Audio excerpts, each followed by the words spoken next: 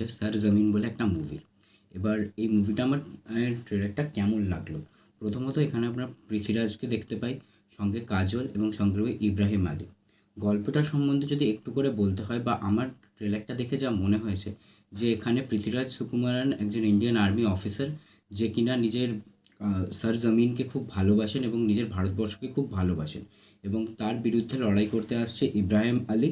আর এখানে কাজল হয়তো এমন একটা কেউ যার সাথে ইব্রাহিম আলীর কোনো রকমের একটা সম্পর্ক আছে, সেটা ছেলে রূপে হতে পারে বা অন্য কোনো ধরনের একটা সম্পর্ক হতে পারে। এই ব্যাকডোরেই হয়তো পুরো গল্পটা। এখানে ইব্রাহিম আলী একজন টেররিস্ট। এবার আমার কেমন লাগলো, আমার একদম ট্রেলারটা প্রমিসিং লাগেনি। তার প্রথম কারণ হচ্ছে ইব্রাহিম আলীর লুক। ইব্রাহিম আলীকে আপনি যদি দেখেন তাহলে আপনি বুঝতে পারবেন এটা আর কিছুই নয়, সাইফ আলি খানের কাইন্ড অফ একটা এআই কপি। তার কারণ তাকে দেখে আপনার যত না ভয় লাগবে টেররিস্ট হিসাবে, তার থেকে বেশি হাসি পাবে।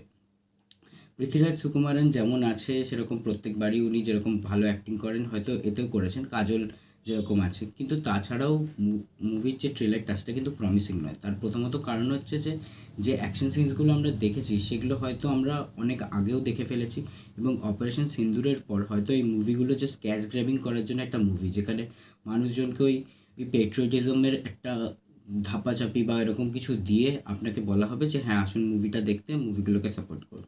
কিন্তু আমার একদম প্রমিসিং লাগেনি। আর দেখা যাক এরপর স্টোরিটা কী হয়, কেমন হয় মুভিটা। Thank you.